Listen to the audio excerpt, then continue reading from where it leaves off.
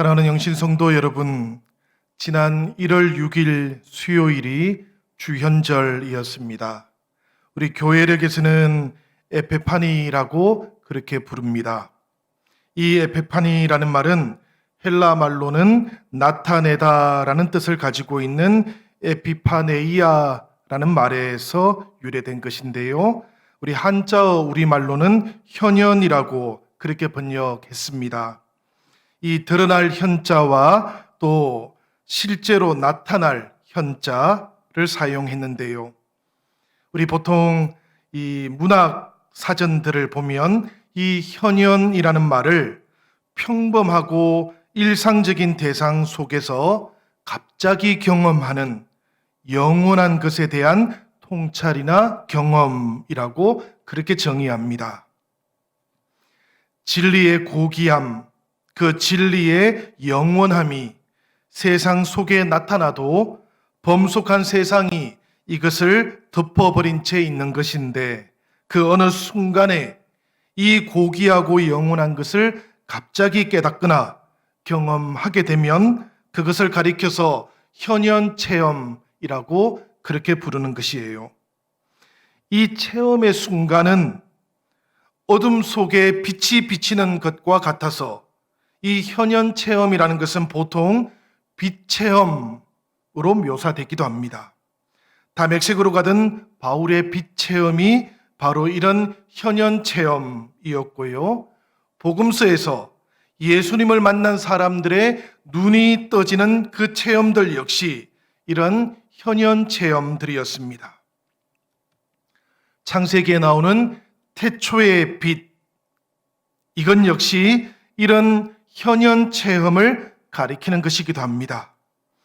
하나님 체험 이후에 새롭게 열렸던 그 세계를 보니까 마치 흑암의 빛이 비추이는 것과 같았기 때문에 하나님과 함께 시작되는 인생의 새 출발을 빛과 함께 시작되는 태초라고 그렇게 묘사했던 것입니다. 그러니까 태초의 빛이 있었던 것이 아니고 빛이 있어서 태초가 시작된 것이지요. 그리고 바로 이 빛이 하나님 체험을 가리키는 것이기 때문에 하나님을 만나면 인생이 새로워지는 것입니다. 하나님을 만나면 새로운 인생도 만나게 되는 것입니다. 이 새로움이 워낙 근본적으로 달라지는 것이었기 때문에 성경은 이것을 가리켜서 거듭난다라고 표현하기도 했습니다. 새롭게 창조되는 것과 같아 그렇게 고백해서 바울 사도는 이 체험을 가리켜서 누구든지 그리스도 안에 있으면 새로운 피조물이 된다고, 보라 새롭게 되었다라고 그렇게 고백했던 것이지요. 이 새롭게 하시는 하나님의 빛이 주연절 첫 번째 주일인 오늘 우리 사랑하는 영신 성도들에게, 그리고 예배 드리시는 여러분들의 가정에, 우리의 연약한 육신과 마음에, 그리고 새해에는 더 좋은 결실을 맺기 원하시는 우리들의 일터에 충만하게 임하시기를 주님의 이름으로 기원합니다. 성도 여러분, 빛이 있는 곳에 어둠도 있다라는 이런 말을 흔히 듣곤 합니다. 빛과 어둠을 적당히 섞고 선과 악에 적당히 타협하면서 살아가는 그런 통속적인 삶을 빗대어서 하는 말이지요. 저는 이런 통속적인 상식에 조금 딴지를 걸어보고 싶습니다. 사실 이 말이 잘못된 말이기 때문에 그래요. 엄격하게 보자면 빛이 있는 곳에 어둠은 없습니다. 어둠이라는 것은 빛이 도달되지 않는 곳에 비로소 있게 되는 것이기 때문이에요. 빛이 있는 곳에 어둠도 있다고 말하는 그 대신에 빛이 없는 곳에 어둠이 있다라고 말해야 옳습니다. 그래서 철학자 헤겔은 정신현상학이라는 책의 서문에서 이런 말을 했습니다. 빛이 사라지고 나면 모든 소가 검게 보이는 밤이 도래하게 된다. 빛이 사라지고 나면 모든 사물들이 똑같이 어둡게 보이는 그런 밤이 찾아오게 된다라고 그렇게 말했던 것이지요. 빛과 어둠에 대한 이 이야기는 하나님은 빛이시라 그에게는 어둠이 조금도 없으시다는 오늘 본문 5절의 말씀 속에 묘사되고 있는 빛이신 하나님께도 당연히 해당되는 이야기입니다. 우리가 5절의 말씀을 함께 읽어보도록 하겠습니다. 우리 다 같이 가정에서도 이 5절의 말씀 함께 한번 읽어봅시다. 우리가 저에게서 듣고 너희에게 전하는 소식이 이것이니 곧 하나님은 빛이시라 그에게는 어두움이 조금도 없으시니라. 아멘. 성도 여러분, 하나님에 대해서 우리가 정의하는 것은 사실 불가능합니다. 그런 우리에게 예수님께서는 하나님을 이렇게 알려주셨던 것이 있지요. 하나님은 빛이시다. 하나님에게는 어두움이 조금도 없으시다. 사도 요한은 자신의 예수님으로부터 들었던 이 하나님에 대한 가르침을 오늘 우리에게도 전해주고 있는 겁니다. 이 말씀처럼 하나님께서 계시는 곳에 어둠은 없습니다. 하나님의 빛이 비추이는 곳에도 어둠은 존재하지 않습니다. 어둠이라는 것, 이것은 단지 하나님 바깥에 있을 겁니다. 그렇지만 사실 하나님 바깥이 또 어디에 있겠습니까? 그런데 여러분, 그럼에도 불구하고 우리가 어둠이 존재하는 곳을 한 가지 생각해 본다면 그것은 아마도 하나님을 등진 쪽에 있을 겁니다. 요한복음과 요한 서신서들을 포함해서 성경의 표현을 따라 본다면 우리 성도들은 하나님의 빛 안에서 행하면서 살아가는 사람들입니다. 성도들은 하나님의 빛 가운데 사는 것이 얼마나 아름다운지를 깨달은 사람들이에요. 밝고 따뜻한 하나님의 빛의 강체를 느껴본 사람들이다라는 그런 이야기입니다. 그래서 요한 사도는 빛 안에서 살아가는 사람들을 향해서 오늘 본문 7절의 말씀에서 이렇게 알려주고 있지요. 우리 7절의 말씀도 함께 읽어보도록 하겠습니다. 다 같이 읽겠습니다. 그가 빛 가운데 계신 것 같이 우리도 빛 가운데 행하면 우리가 서로 사귐이 있고 그 아들 예수의 피가 우리를 모든 죄에서 깨끗하게 하실 것이요. 아멘. 이 말씀을 세번역 성경으로도 한번 읽어보면 좋을 것 같아요. 약간 뉘앙스가 다릅니다. 우리 세번역 성경으로도 함께 한번 읽어봅시다. 하나님께서 빛 가운데 계신 것과 같이 우리가 빛 가운데 살아가면 우리는 서로 사귐을 가지게 되고 하나님의 아들 예수의 피가 우리를 모든 죄에서 깨끗하게 해주십니다. 우리가 빛 가운데 살아가면 어떤 결과가 생긴다고 말씀하고 계십니까? 아주 분명하게 서로 사귐이 있다라고 그렇게 말씀하고 있지요. 그런데 여러분, 여기서 서로 사귐을 가지게 되는 우리는 누구일까요? 이것은 첫째로는 빛 가운데 계시는 하나님과 빛 가운데에서 살아가는 우리를 가리키는 것입니다. 하나님과 우리, 이것을 포함해서 우리라고 말하는 것이지요. 서로 사귐이 있다라는 이야기입니다. 우리가 빛 가운데 살고 빛 가운데서 행하면 우리와 하나님 사이에 놓여 있는 어둠이 사라질 것이기 때문에 그렇습니다. 하나님의 빛이 성도들의 삶 가운데 어떤 방해도 없이 비춰질 것이기 때문에 사귐이 있다고 그렇게 말씀하는 것이지요. 두 번째는 하나님과 영적인 교제를 가지게 된 성도로서의 우리를 가리키는 것입니다.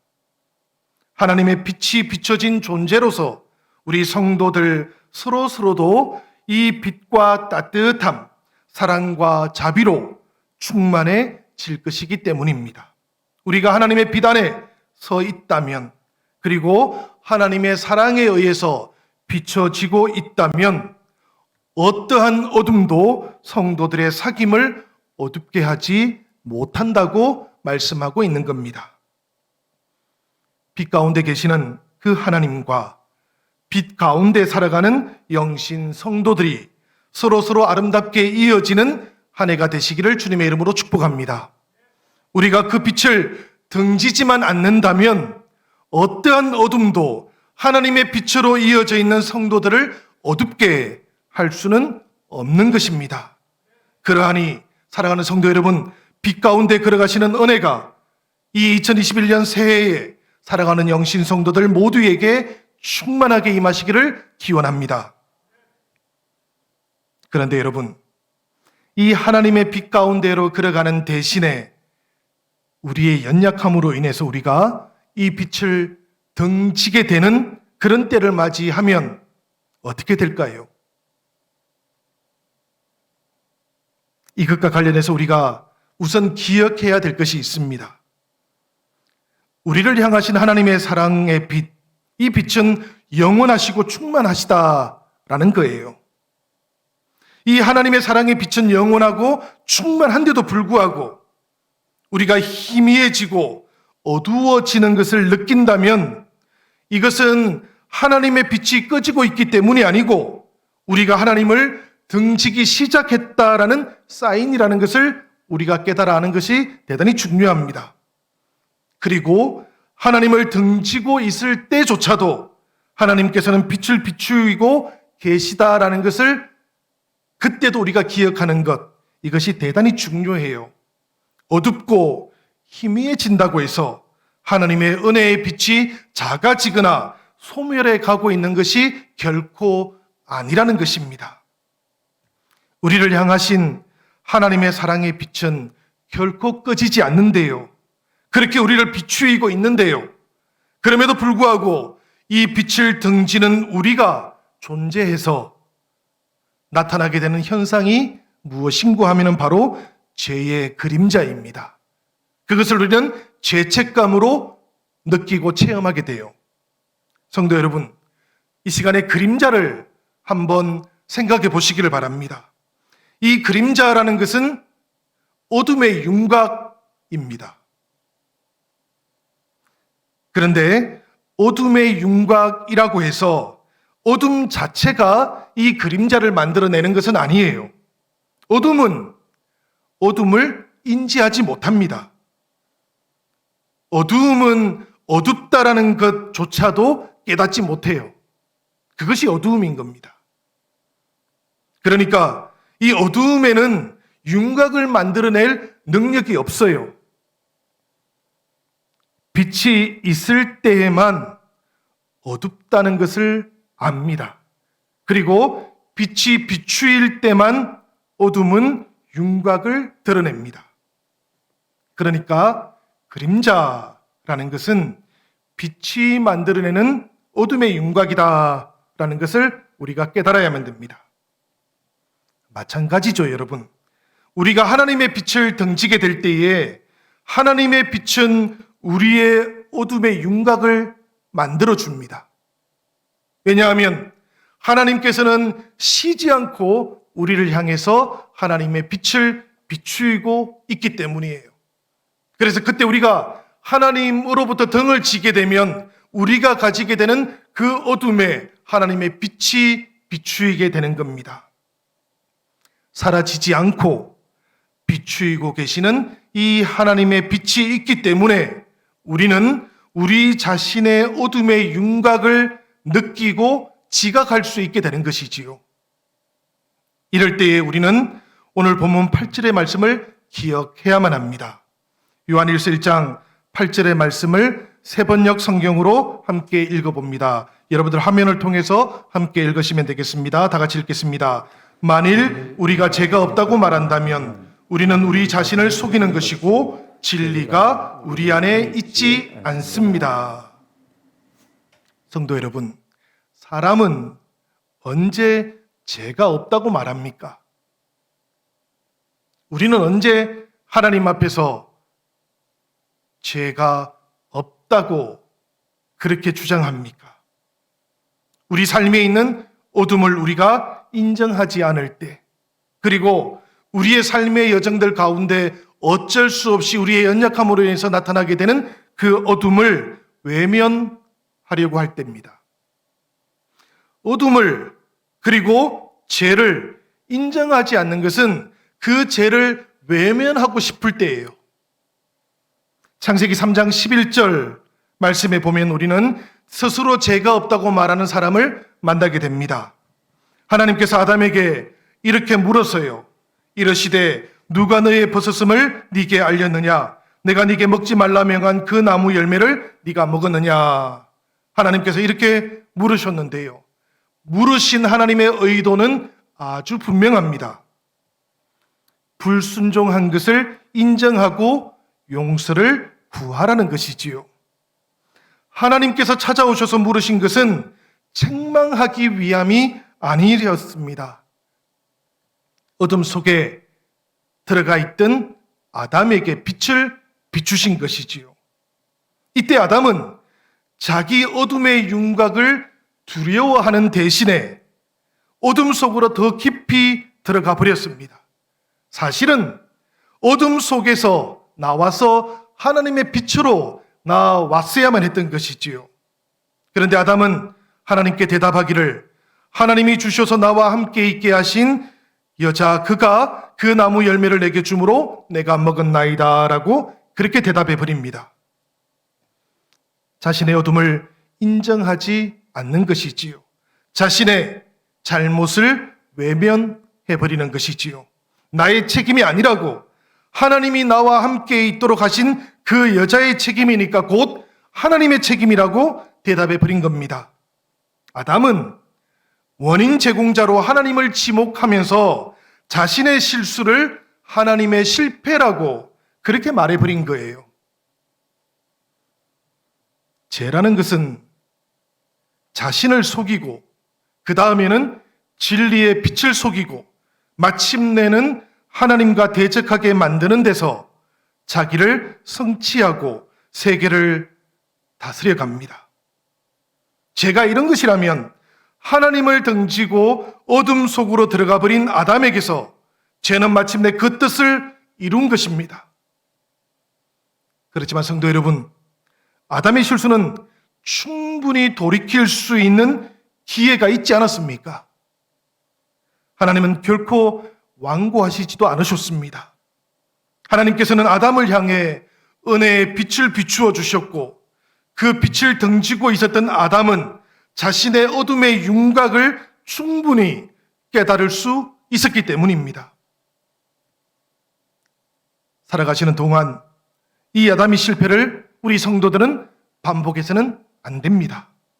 우리가 실수할 수는 있지만 실패하지 않는 성도들이 되어야만 합니다.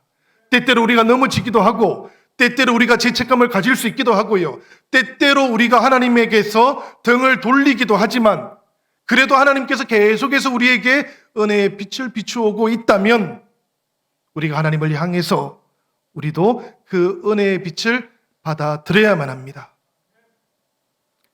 이런 마음으로 사도 요한은 이 요한 1서 이 편지를 통해서 성도들에게 이 빛에 대한 이야기를 건면했던 거예요.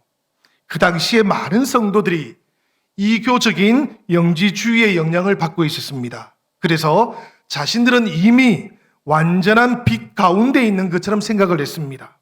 그들의 삶의 그림자와 그들의 삶이 만들어내는 어둠은 인정하지 않고 외면해 버렸던 것입니다. 그런 성도들에게 요한 사도는 빛이신 하나님의 계명 안에서 실제적인 자신들의 모습을 한번 비추어 보라고 그렇게 건면했던 것이지요. 이런 관점에서 요한 1서의 말씀을 오늘 한번 여러분들 가정에서 읽어보시기를 바랍니다. 그러면 새해를 맞이하고 예수 그리스도를 통해서 영원하신 하나님이 나타나신 이유를 우리가 깨닫게 됩니다. 그 말씀들을 통해서 우리가 가지고 있는 어둠의 윤곽을 깨닫게 되기 때문입니다. 빛이신 하나님께서 우리의 어둠을 향해 비추고 있는 그 모든 사랑을 통해서 마침내 우리가 가지고 있는 그 모든 어둠의 윤곽들을 새롭게 발견하기 때문이에요. 요한 1서의 말씀 속에는 이런 물음들이 존재합니다. 하나님을 향한 나의 관계는 어떠한지, 나의 삶 속에서 실제로 중요하게 여기고 있는 것은 무엇인지를 발견하도록 합니다. 이 요한 1서의 말씀을 묵상하다 보면 나는 하나님을 나를 위해 존재해야만 하는 분으로 간주하고 있는지, 아니면 내가 하나님을 위해서 여기 존재하고 있다고 그렇게 고백하고 있는지도 발견하도록 인도해 갑니다. 사랑하는 여러분, 여러분들의 시간은 무엇을 향해 질서가 잡혀 있습니까? 이 요한 1서의 말씀을 하나님의 사랑의 빛을 통해서 묵상하다 보면 나의 시간은 어떻게 질서 잡혀 있는지, 나는 하나님을 위한 시간, 나를 필요로 하는 사람들을 위한 시간, 그리고 하나님의 백성인 나 자신을 위한 시간을 가지고 있는지를 발견하도록 인도해 갑니다. 가족들 안에서 나의 관계는 어떠한지도 깨닫게 만들어 줍니다. 동료들하고의 관계도 어떠한지를 발견하도록 만들어 줍니다. 누군가에게 내가 나쁜 것을 행하고 있지는 않은지, 혹은 누군가에게 나쁜 것을 원하고 있지는 않은지도 이 요한 1서의 말씀은 우리에게 깨닫게 만들어 줍니다. 사랑하는 여러분, 이 물음들을 마음에 새기시면서 말씀을 한번 따라가 보시기를 바랍니다. 하나님께서 빛을 통해서 이 한 해를 살아가는 동안 우리 삶이 가지고 있는 많은 어둠의 윤곽들을 드러내게 하시고 그 어둠으로부터 하나님의 빛 가운데로 나올 수 있도록, 걸어올 수 있도록 그렇게 인도해 가실 것입니다. 요한 사도가 아주 진지하게 그 요한 교회 성도들을 향해서 이런 물음들을 던지면서 그들의 삶을 비추어 보기를 제안했던 것이지요. 실체 없이 허황된 가르침이 아니라 귀로 듣고 눈으로 보고 손으로 만져본 예수 그리스도의 말씀이 비추이기만 하면 그 빛의 경계들이 만들어내고 있는 어둠의 윤곽을 여러분들이 발견하게 될 겁니다 라고 그렇게 이야기했던 겁니다. 사랑하는 성도 여러분, 이 주연절 첫 번째 주일에 우리 자신들에게도 한번 던져보고 싶은 물음이 있어요. 우리들은 하나님의 빛 가운데 행하면서 우리 자신을 온전하게 내맡기고 싶은데 그런 우리에게 왜 자꾸만 이런 그림자가, 어둠의 윤곽이 발견되는가 하는 것입니다. 생각해보고 또 스스로에게 물어보니까 이런 대답이 울려왔습니다. 나에게 자꾸만 그림자가 발견되는 이유는 하나님의 빛을 나의 바깥에서 나의 삶을 향해 비추고 있기 때문이구나 라는 깨달음이 왔습니다. 하나님의 빛이 어떤 경우라 할지라도 나의 바깥에 있으면 그림자가 만들어질 수밖에 없는 것이지요. 그래서 또 물어봤습니다. 그러면 어떻게 해야 될까? 빛이 내 밖에 있지 않으면 되는 것이지요. 빛이 내 바깥에 있지 않을 수 있는 방법이 두 가지가 있습니다. 하나는 내가 전적으로 하나님 안에 있게 될 때입니다. 우리가 전적으로 하나님 안에 있게 된다면 이 그림자가 생기지 않습니다. 어둠의 윤곽이 나타나지 않습니다. 또 하나는 하나님께서 전적으로 우리 안에 있게 될 때입니다. 하나님께서 우리 안에 전적으로 있게 된다면 그때에도 어둠은 사라지게 됩니다. 빛과 하나가 될 것이고요. 빛이신 하나님과 우리가 하나가 되기 때문입니다. 물론 이 전적인 하나님 안에 있음이라는 이 표현은 장차 임하게 되실 하나님 나라에서 이루어질 상태일 겁니다. 그렇지만 여러분, 이 하늘이 이미 우리에게 아주 가까이 임하신 하늘이다라는 것도 우리는 잘 알고 있습니다.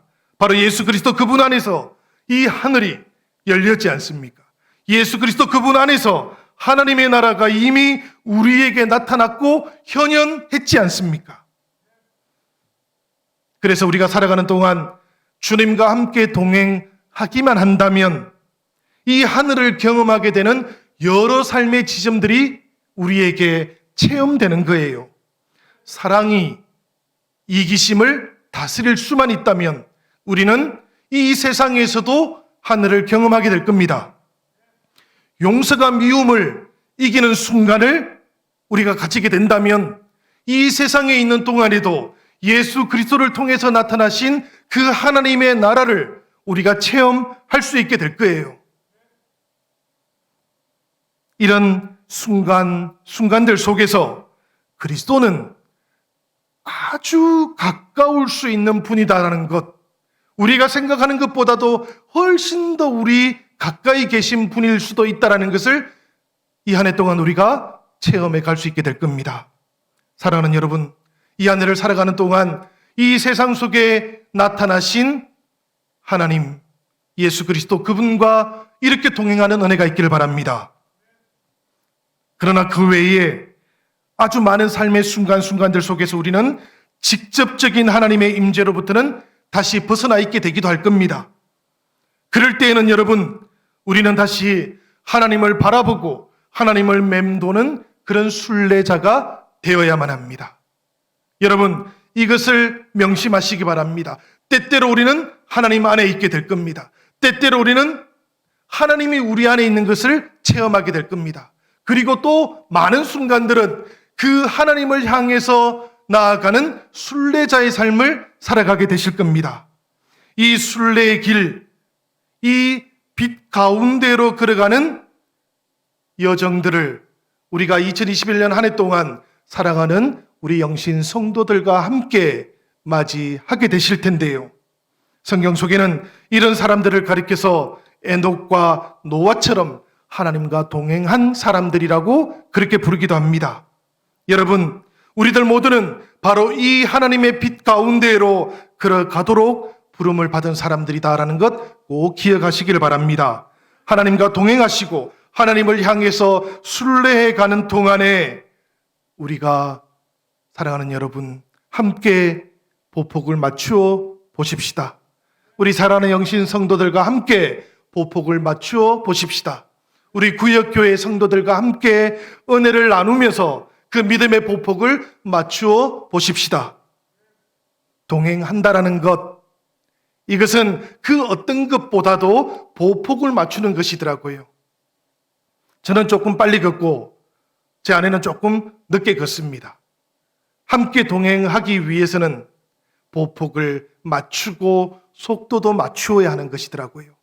하나님과 함께 동행하는 것도 이와 같습니다. 하나님과 동행하고 순례를 한다는 것은 무조건 앞으로 전진해 가기만 하는 것은 아닙니다, 여러분. 사랑하는 지체들과 함께 보폭을 맞추고 하나님과 함께 보폭을 맞추고 우리와 함께 동행하기 원하시는 성령님과 함께 보폭을 맞추게 되는 그때에 우리 안에 이 하나님과 동행하는 은혜가 체험되는 것이지요. 2021년 하나님과 동행하는 이 모든 시간들 동안에 우리들 모두는 하나님과 온전하게 걸어갈 수 있기를 바랍니다. 창세기 17장 1절에 보면 하나님께서 아브라함에게 이런 말씀을 하신 적이 있어요. 아브라함이 99세 때에 여호와께서 아브라함에게 나타나서 그에게 이르시되 나는 전능한 하나님이라 너는 내 앞에서 행하여 완전하라. 너는 내 앞에서 행하여 완전하라 라는 이 말씀은 사실 이해하기가, 그 의미를 이해하기가 쉽지가 않은데요. 이 말은 이런 의미입니다. 너는 내 앞에서 온전하게 걸어라 라는 그런 뜻이에요. 이 말의 배경이 있지 않습니까, 여러분? 이미 86세 때에 하나님께서는 약속의 자녀 이삭을 아브라함과 사라에게 약속해 주었지 않습니까? 그런데 그 약속과 동행하던 아브라함이 그만 조급해져 버렸습니다. 하나님과 보폭을 맞추지 못했던 거예요. 빨리 가려고 했던 겁니다. 그래서 생각해내었던 것이 이스마엘이었던 것이죠. 하갈이었던 것이죠. 그러자 하나님께서 다시 99세 때에 나타나셔가지고 하나님께서는 아브라함에게 이 말씀을 했던 겁니다. 너는 내 앞에서 온전하게 걸어라. 온전하게 걷는 일은 하나님과 보폭을 맞추는 것입니다. 하나님의 속도에 나를 맞추는 것입니다. 그때 비로소 우리는 하나님과 함께 순례할 수 있는 것이고 함께 빛 안에서 행하고 걸어갈 수 있게 되는 것이지요. 사랑하는 영신성도 여러분, 이 주연절 첫째 주일에 빛 가운데의 행함으로 빛 가운데 계시는 하나님과 영적인 교제가 있는 삶으로 살아가시기를 기원합니다. 이 주연절 첫 번째 주일에 빛 가운데 살아가는 영신 성도들이 서로서로 아름답게 이어져 가시기를 주님의 이름으로 축복합니다. 사랑이 이기심을 다스리고 용서가 미움을 이기게 하십시다. 그런 모든 순간들에 우리가 이 땅에서 살아도 하나님의 나라가 우리 안에서 나타나고 체험된다라는 것을 꼭 기억하시면서 이제 이 시간 우리 다 함께 하나님 앞에 기도하기를 원합니다.